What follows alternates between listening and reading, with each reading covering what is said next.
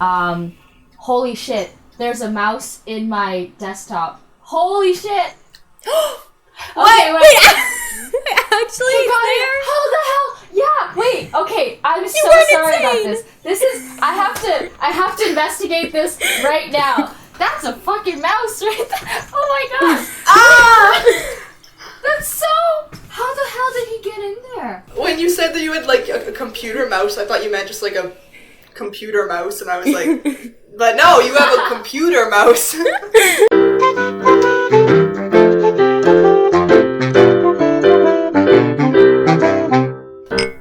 Hello everybody, and welcome back to Chai Chatter. On today's menu, we will be discussing our young writing with a side of various warm beverages. What do you guys have today? Hot chocolate. Ooh. 'Tis the season, you know. I went with a classic Earl Grey. Oh, I have winter Earl Grey from David's Tea. Does everyone have their little Chai Chatter mugs? Yeah. Yeah, let's show the camera. Yeah. Chantal got us these adorable little mugs for Christmas. Look how cute. They're so cute. Perfectly in time for the holiday season. And they're like the perfect size for tea, you know? Yeah. Honestly, they're it's real like, nice. It's so nice. I'm so happy with it. Holy shit, there's a mouse in my desktop. Holy shit! Wait. Actually, there? How the hell? Yeah, wait, okay, I'm so sorry about this. I have to investigate this right now. You know, I don't know what to do about this. There's no, I can't think He can be our friend for this podcast. When you said that you had, like, a computer mouse, I thought you meant just, like, a computer mouse, and I was like, but no, you have a computer mouse. We're gonna resume. He's our friend for today. Yeah, he's our friend for today. I'm just gonna trust that he knows how to get out himself the same way he came in. Speaking of all this holiday stuff, I mean, we thought it'd be a good idea to go back down memory lane and look at, well, just some stuff we wrote when we were younger that has that nice cringe or embarrassment to it, just to really get that part of your soul going. Okay, so I had a phase when I was younger. So I've always loved writing. Like, I think I'm a writer at heart. If you take away everything else about me, I would still be a writer. And I used to read a lot of wattpad books and, like, DeviantArt, Tumblr, all of that. You know, that phase. Mm-hmm. And I wrote on Wattpad for a little bit. Mainly did, like, fiction stories. But I had one time where I tried humor, a comedy book. Oh. So this book is called The Book of Clichés is Such a Cliché. And this, I'll read out the chapter names first, right? Okay. Bad Boy is Not So Bad and Bad Boy X Good Girl. That's the first chapter. Alright, good. Second chapter is Cliché Idioms I Never Understood. Third chapter is Horror Movie Clichés. And the last chapter is Rapper Clichés. Not rapper, I want to hear rapper cliches. Rapper clichés? Yeah. I haven't opened that one, lest it be cursed. Okay. I don't want to read this. This is, no. No, you have to! Opens it up and sees the horrors inside. Please, the worse it is, the better. Okay. Rapper clichés. Author's note. There will be bad language in this, and also exaggerated opinions for the purpose of attempts at entertainment. I've been listening to a lot of rap lately, and I've noticed some reoccurring cliches that most rappers are guilty of. Rapper grammar. Males translate to beep, and females are hoes or bitches. Also, if you're a white rapper, don't say beep unless you're Drake. Did you actually write it? No, I use like N and then beep, beep, beep, beep, beep. Okay. I was like... Oh my god. Instead, try using brother. Also, replace S with Z. Example, J. Cole Wet Dreams with the Z at the end. G Easy with the Z. 2 Chains with the Z. Easy E with the Z. Now, let's get to the next rule. Oh my god, guys, I don't want to read this. Please, it's so good. Okay, so you like weed. We get it. It's funny. Bragging about the good life and sobbing about the hood. Guys, I can't read this. This is so like... We're gonna get you canceled. Guys, no, man.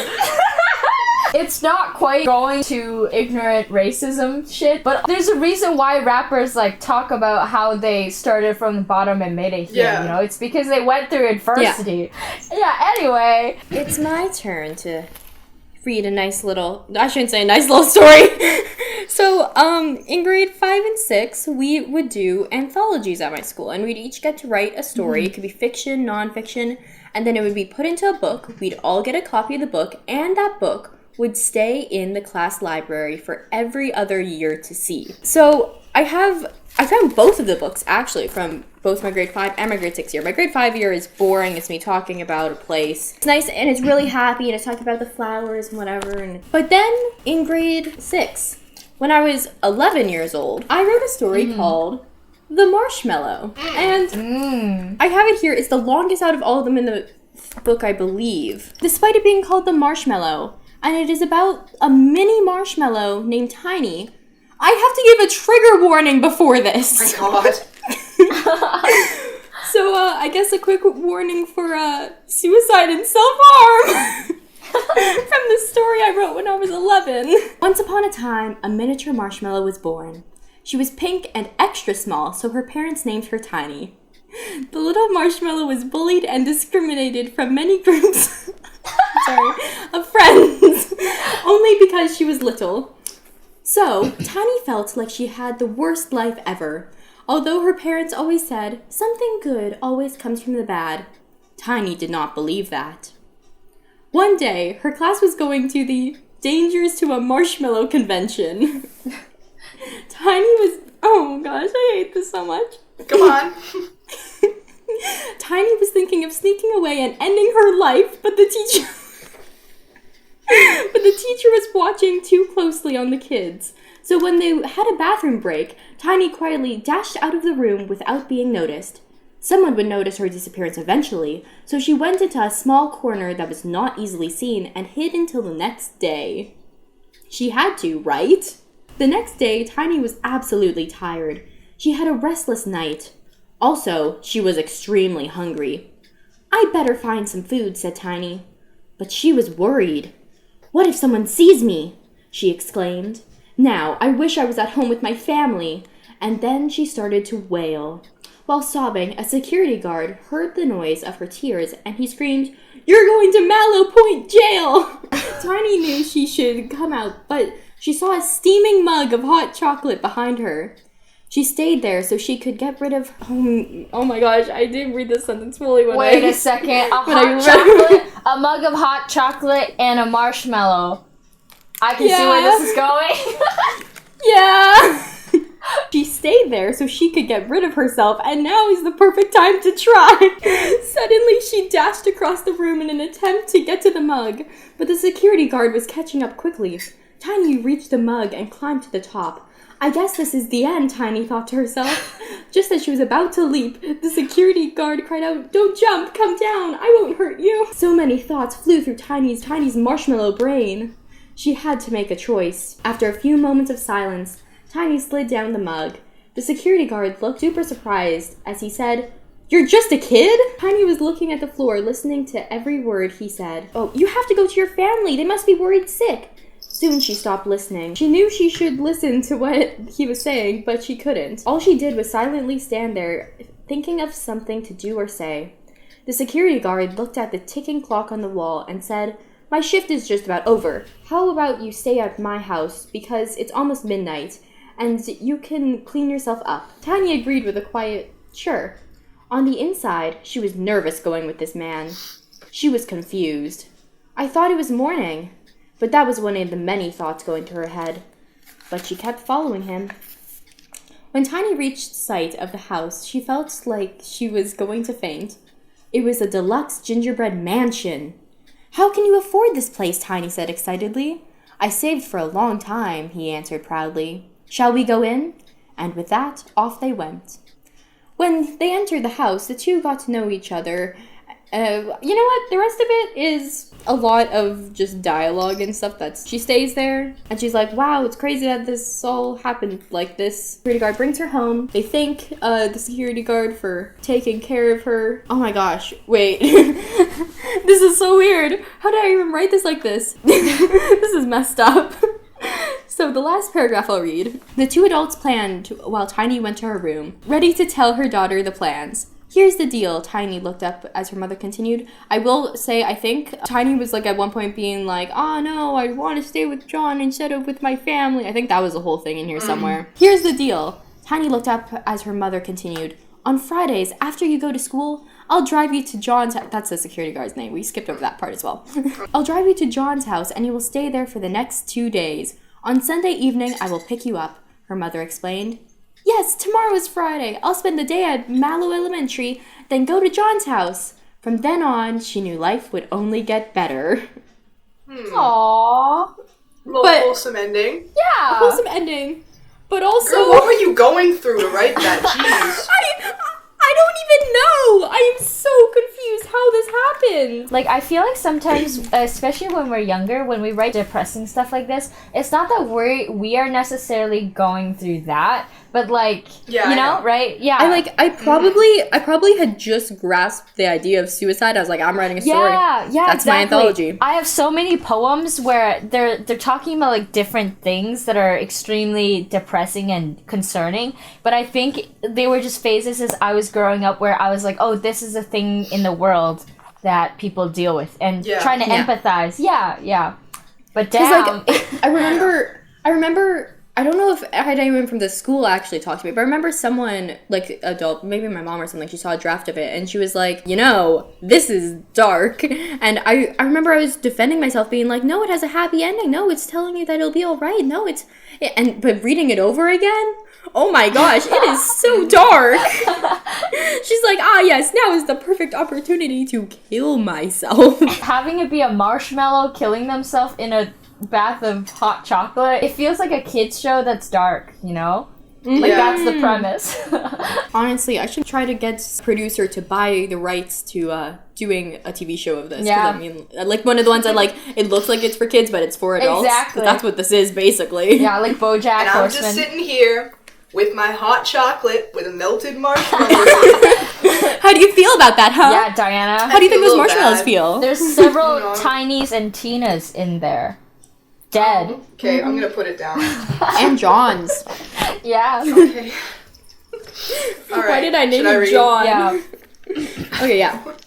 Should I read my story? Okay, so first things first, in like, I think this was grade 7, me and a bunch of my friends decided we wanted to write like a novel, and this novel was called Apocalyptic, and it was about a zombie apocalypse. Yeah. And basically what we did is each of us like took the point of view of a different character, and I was like the point of view of like Skylar, that was her name or whatever. And then like we would take turns, and like each week we would like write a chapter from that character's point of view. But the thing was, we never actually had like a big plan for where we wanted the story to go. Yeah. So whenever someone in like the last chapter would say something that we didn't like, we would just like ignore it and then just like pretend it never happened.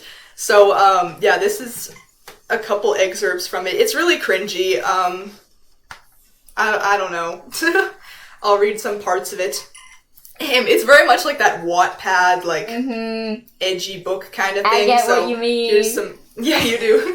Here's some parts of it. So, out of the corner of my eye, I saw a girl with short, spiky brown hair. It was styled with too much gel in a style which I think is called a faux hawk. She was wearing a red and black baseball hat backwards. Her outfit was also completely red and black. A red t-shirt, black jeans, red Converse, and a leather jacket. Obviously, this girl is too rebel for her own good, or for the good of all humanity. Thank God there are still a few non-mooses on this earth. That's what it was. And I said mooses because at the time in like grade 7, I was obsessed with just like calling things mooses. Like I'd just be like, I'm such a moose. Moose So, life, I don't know. 543, whatever your... Moose. Yeah, no, my snap. Yeah. So yeah, basically the plot of this was like I'm at school, and then while I'm in the hallway at school getting back from the bathroom, there's an announcement saying that like a zombie apocalypse has like broke out or something. Yeah. And then like the whole thing is like, oh, I have a fear of blood. I mean, the last paragraph of the chapter is, that's when the horrifying truth hit me. I was a girl with a fear of blood caught in a zombie apocalypse. And then there was this other part that it could be worse, I would say. It's just like so Wattpad-y. Yeah. Okay, that's when we heard the screams. It took me a few seconds to realize that they were our own. We started running down the hallways, screaming, banging on classroom doors, pleading for someone to open a door for us so we could get to safety. But not a single door budged. So this is it. I am going to die. Everything seemed in slow motion. They say when you're dying, you see your life flashing before your eyes. Well, that's exactly what I'm seeing right now. So there you go. There's my cringy novel. I like it. That's so, like, you know, what's characteristic of those Wattpad novels is, like, first of all, it's first person. It's a young girl who's, like, literally 12, but so badass somehow. And the over and then throw in a cliche. Yeah, wait, I know the perfect excerpt to read. So I've kind of bunched my stuff together. I'm not gonna read like long excerpts, but you know I have several little ones. My other stories on Wattpad. I'll just talk about the stories and their premises that I have on Wattpad. So I have one called Red Rum Diary. As you guys know, red rum is murder backwards. Yeah. And I have one called Love and Hate. Oh, no. So the premise to Red Rum Diary, from what I remember, is that this girl got out of an abusive relationship and she kind of like just gets in her car. She has nothing to her name. And she like drives to like, I don't know, I think it was Maine or something. I was really trying to go for the Stephen King thing. Basically, she goes to this town and everybody recognizes her as like this girl that died years and years ago named Scarlett. So it's basically a murder mystery with like a romantic subplot where and I think at some point I have her like abusive ex-boyfriend come back to like hunt her down and everything, and like her and this girl that she supposedly looks like are twins, and like there's a murder, there's so much murder. A lot of people in the story die. What? It feels like a 2010 teen show, like a Pretty Little Liars-esque sort of like thing. Oh, this is totally inspired by this was okay. I was like, this is like totally, literally exactly. like... Yeah, and then the other one, Love and Hate. So this one is so cringy. So it's about like basically this like medieval kingdom, and we have like two kind of sisters. They're both orphans, so they're not related by blood. And there's this like really like bad boy king or whatever. Yeah. And so the main character gets hired at the palace as a maid. And then there's like this like love thing. It's so Wattpad, except just like medieval. I want to read this part where she like fights somebody because it's so... Okay. Stop! Help! A female voice screams. I turn my head to face the commotion. Another case of a royal guard harassing a young girl. I roll my eyes and make my way through the crowd.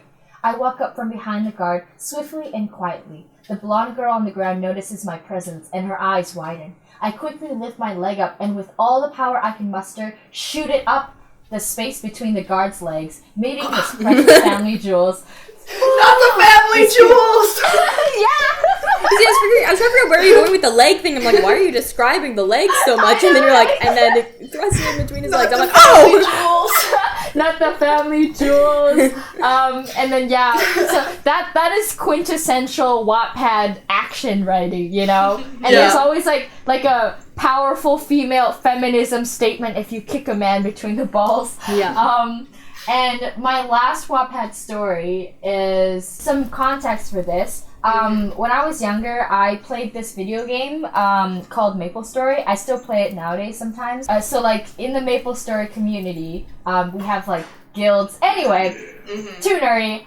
So, as a Christmas gift, I wrote, like, this fan fiction kind of insert where I took, like, gags and memes and inside jokes that we all have about like a lot of the members of the guild, and I like put ourselves into this fictional community and wrote like a story about that. So I'll read like the first part of it. Chapter Juan, and it's spelled like Juan. Oh yes. Eric woke to a loud drumming noise outside his home on 69420 Wu-Tang Crescent. He sat up on his bed. Of course, it was that migraine-inducing song again. He got up from his bed, immediately feeling the temperature change. He shivered. Walking towards the window, he squinted his heavy eyelids and saw flashing lights outside. John Cena! Ba-ba-dum-bum! Came roaring outside his neighbor's house. The bass and the distortion of voice created a tremor in the ground. For fuck's sakes! Eric exclaimed in an Australian accent.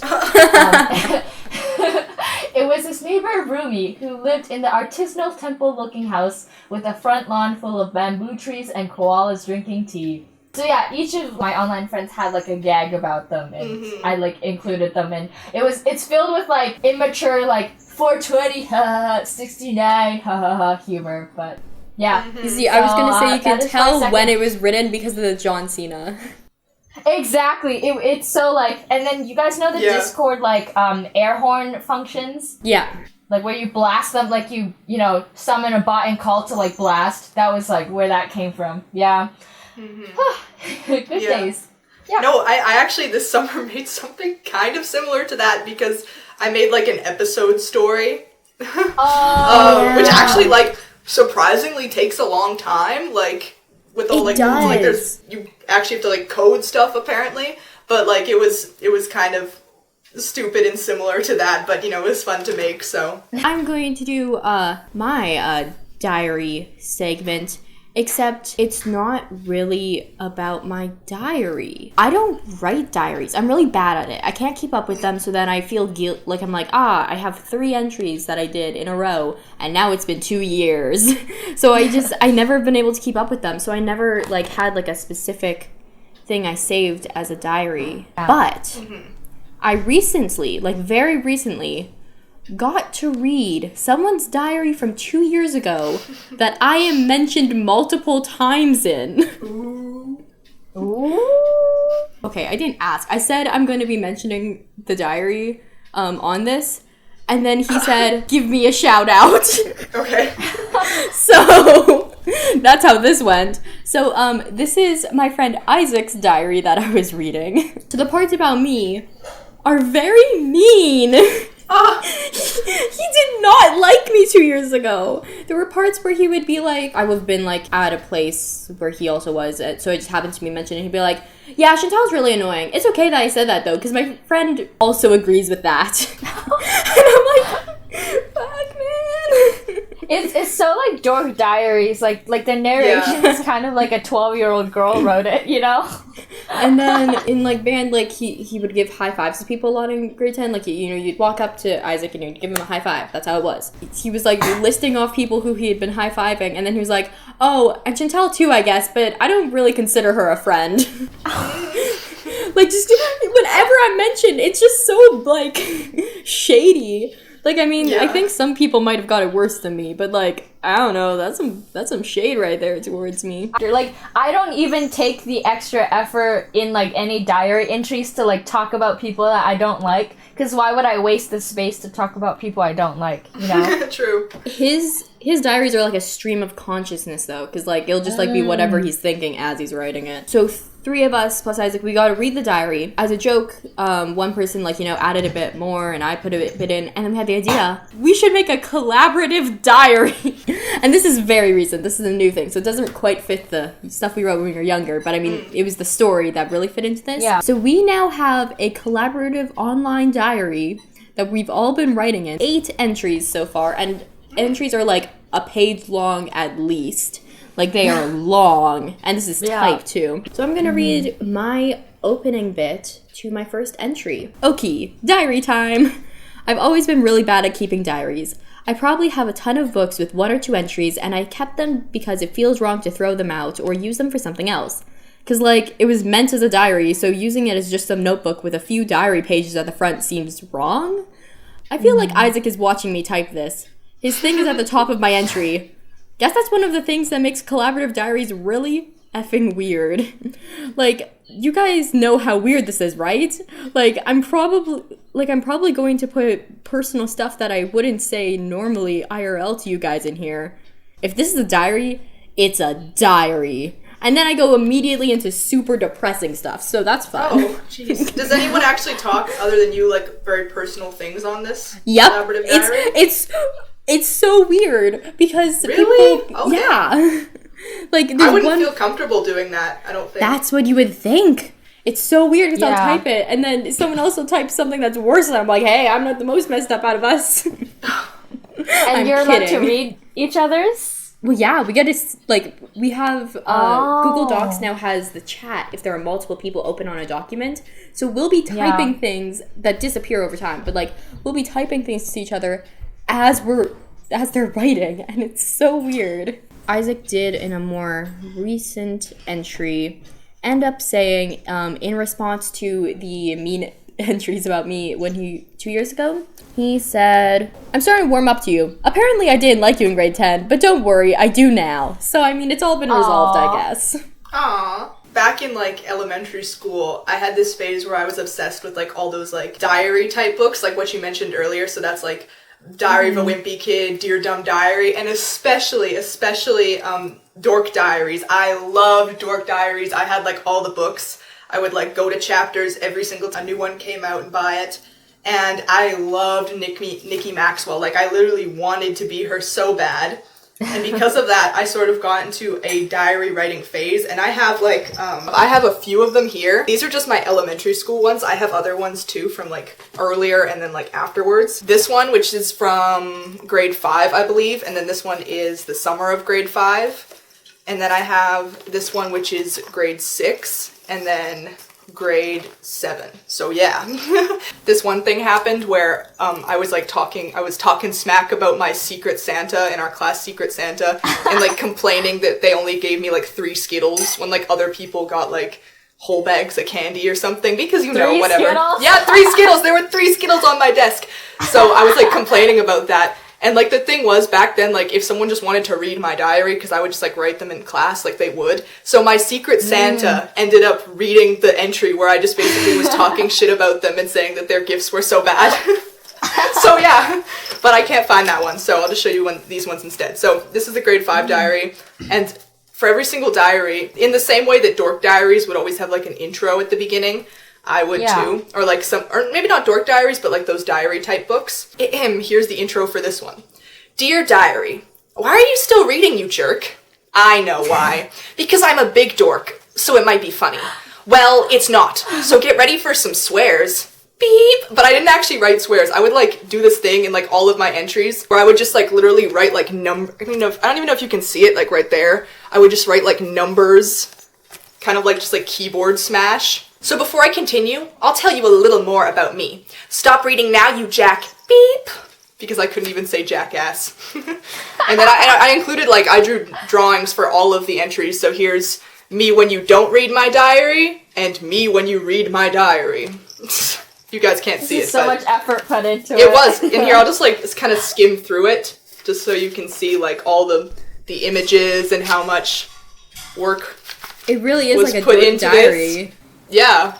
So, yeah, and then I'm just gonna kind of talk generally about, like, what was things that I generally wrote about. So, where Chantal was saying that, like, her old diaries weren't interesting because she would just kind of talk about her day, I would talk about my day, but I would, like, lie. I would flat out lie so that I could, like, exaggerate and make my stories more interesting.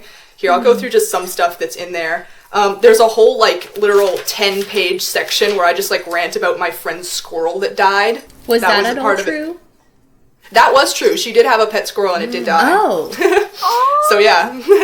That's sad. Yeah, the beginning of the entry was, this entry has been interrupted by breaking news. Eddie the squirrel is dying.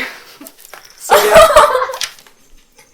So, yeah. Also, one second, let me see if I can find it. There at the time, in, like, elementary school, I was having, like, dumb elementary school beef with this one girl, so I wrote this one part. Where is it? So, what the beep? Now I have proof on the evidence that oomph equals turd. And then I do a little drawing.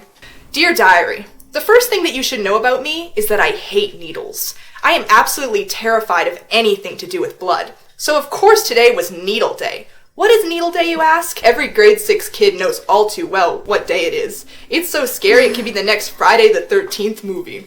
So basically, in the middle of class, a lady walks into the room with a sly smile on her face and says, it's time for your monthly immunization. The only reason why they say immunization instead of shots is because immunization sounds like it hurts much, much less. And look at my little swagged out drawing there. putting a lot of work into it. Basically, and what happens in this kind of like entry is I was getting my needle or whatever, my shots, and then like in real life what happened was I was so nervous that like I became really pale and like blue, and then they like didn't want to give me a needle, and they were like a little bit concerned, you know. But in this one, it's like I of course had to lie a little bit because the nurse jumped up and screamed, "Oh my God, she's turning blue!" And then there was this one part where I said another nurse said that I might need to go to the emergency room and get some surgery for my blood prones. I don't know what blood prones are. I don't even think they exist, but one of the things that I sort of was like realizing when I read these old diaries is just like, oh, I'm a bitch. Like, I see that now. I understand. And this is especially proven by this one part. This is the grade 7 diary, so I should have known better by now. So at the very end of this entry, I say, "Oomp's pet died, and I was crying with her. I really miss him because I knew him since grade 4. Poor Oomph, I will never forget him. More adventures tomorrow. Love, Diana. DDL." And that's how I ended the entry. So yeah. For my last few pieces of writing, this is like when I did serious writing. Okay, so this is not cringy Wattpad, it's, and the thing is, I, like, was an avid writer when I was younger, and, like, I still am, if I had the time, and I'm not really, like, ashamed of the things that I've written, just, like, more about the ideas, you know? And I probably sounded way more pretentious back then than I did now, because, that was when I first discovered thesaurus.com. So, I actually have a published piece of writing in this writing anthology called Summer Mornings. I have the book here. So I submitted it to like a writing contest in 7th grade, and I guess the thing that I wrote got chosen to be featured. It's actually kind of like shitty by my standards, but anyway. So I'll read it out loud. It's I'm on this page showing the camera, and like we had to submit some bios. The story is called Reluctant Hero. Joseph kept his eyes forward, not daring to look back. It was too painful. He was in a living nightmare, one that wouldn't end until the day he died. Although he wanted to die, he couldn't, because he was their hero, their last hope. They marched behind the symbol on his cape. They looked up to his stoic facade. To them, he was brave, strong, fearless, but deep inside, he knew that he was a coward. Joseph stopped his horse, no longer putting up the brave front. Behind him remained only a graveyard of his dead comrades and soldiers with empty eyes, void of hope. He wanted to encourage them, but he knew it would just be lying. There was no hope in the world. No matter how hard we try to find it, it's just a figment of our imagination. He got down from his horse, releasing it free into the wilderness. "Captain, do we..." Joseph stayed silent, looking lost. Slowly, droplets of tears began to stream down his face, and in that moment the soldiers knew that it was the end. Joseph collapsed to the ground, face buried within his hands. Though he had never let it show, truthfully, he was probably the most afraid. He wasn't a hero, just a man living in this cruel world wishing for death. And though he tried to remain unafraid for the sake of others, Joseph deserted them in the end and surrendered to his fear. The courageous captain just wished to join his comrades on the other side. "I'm sorry," he whispered, defeated. The soldiers sobbed, giving into their grief. The experienced and trained men vanished, leaving behind the terrified, exhausted men who were no longer fighters. They looked to the sky, seeing a soaring falcon circling above. Joseph saluted to it, and they did the same. "Set us free." Yeah, I wrote that when I was 12. You know, it's edgy, but I would say it's good. It's edgy. Yeah. It's edgy. 12-year-old you and 11-year-old me both were like, yes, we are ready to write characters who want to die. It's very, like, I feel like maybe that's the age when you really settle, like, the concept of death and suffering. And not even really the concept of death, because I'm going to talk about that the concept of death in a second. But, I think that it's very much, like, you're realizing that death isn't just a thing that happens when you're old, but that death can happen at any time for many reasons. I think that's when that's setting in, because, like, when you're young, you know, you'll, like, be like, yes, death is a thing. But then as you start getting to that, like, tween age, you're like, death doesn't just happen. Sometimes it happens for reasons. Exactly. So this one, I am not ashamed of. I wrote this, like, in 8th grade, I think. So it's just a poem. It's called Home. And I don't know, I was just very inspired to write, like, a very pretty thingamajiggy. So, a home is not a structure with walls to shield the cold or lights to keep the darkness at bay. A home is a place where everything is still, when the universe pauses and solace beckons you like a welcome mat. There is a bed within this home where I can lie to release the burdens of the day.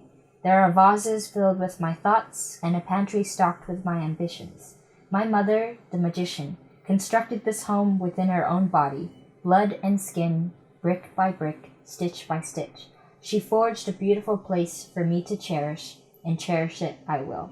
This is like really inspired by like Beyonce's Lemonade. Beyonce. And, like, do you guys know Rupi Kaur? Yeah. Like the author, like Milk and Honey. Like I was so into that shit. I have like as you can see, I'm showing the camera. Like this book has so many more poems that are like that, where it's like very short, using weird like kind of metaphors like milk, honey, butterflies, sunlight, mother is a magician, womb, feminism, like I was so into that stuff. And then there's also just like depressing stuff. So yeah, that was my last one. So, whereas Glenda just read those wonderful stories that are actually decent, I get to follow it up with not decent stuff. So I am actually going to go back further than any of us have gone, and I'm going to look at things from when I was like really little, because like childhood brains do weird things. Yes. So I'm gonna go, I think, from most recent back, and I have 3 things, and they're all just really brief. The first one, I don't actually have proof with me, which is really unfortunate. Like, years ago, I remember I found one, and I was like, oh my gosh, it wasn't just in my head. Like, it wasn't, like, it's real. Okay, so it's with the concept of death whole thing that we were just talking about. And it was when, like, you know, you start to realize that, like, people you know and love and that sort of stuff will at some point die, you know? That's a thing that kids realize.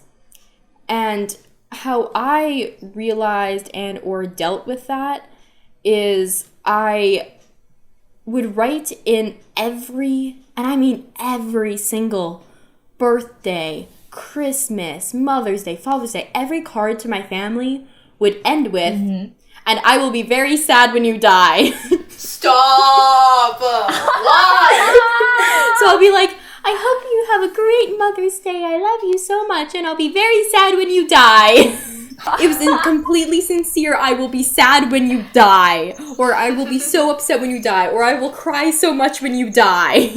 Like, it was every single card. I don't know how my parents think, oh, this is a problem, because that's something. Going back a bit more, so diaries were a lot to, like, you know, it's a commitment to write a diary, because then that book is for that. Me, on the other hand, I have these little, like, estimate, like, maybe, like, 2x5-inch little notebooks, and I had a ton of these. I found 2. So, in these, I would sometimes write things. Sometimes I would just write, like, out, like, things that I would do games with myself in these books. Writing with my right hand versus my left hand. And then, like, then it would be me working on like, trying to write my name and stuff. Or then, so I would do things with myself where, like, I'd be either testing my memory or I'd be testing my ability to write and that sort of thing. Oh, and this is one of the things I wanted to find. I would, like, when I found out handwriting was a concept, I was obsessed. This one was definitely kindergarten, because I remember kindergarten is when I found out that it was easy. And that's what I would practice. I'd be like, I'm going to learn how to handwrite, but I knew 2 letters. Finally, my last thing that I have to share is, in preschool, I went to preschool for 2 years, both when I was 3 and 4, and I guess it was a tradition that we had these my very own About Me posters, which are just like laminated pieces of paper with different prompts, and then we would tell our teacher what we wanted to have in the blanks, and then they wrote it there for you. So it's not my writing, because 3-year-olds can't write. But it is things that I told her. So we're going to start with when I was 3. So when I was 3, my 3 wishes were, I wish I was a mom, and I wish I was 13, and I wish I had another brother. Yes, that's right. My goal in life was to be 13 years old. 10 years from now, that's gonna be my peak. I was so ready. I wish I had a cat. I'm allergic, like mildly allergic to cats now. So that's... Sorry, Chantal. Then I wish for that one's not exciting. And then finally, compared to my last one, so when I was 3, I said, I wish I had another brother. Now, I wish I could live with one of my best friend's name and her sister. So then I wanted to get out of my house and live with them because my brother ignored me. I am 4 feet tall and I weigh the same as Connor. Like, what? That was my metric. The same as Connor. How many Connors do you weigh? Thank you guys for watching. If you have any suggestions for what you'd like to hear us talk about next, please leave them in the comments below. And thank you for listening to us get deep while our tea/hot chocolate steeps. Cheers.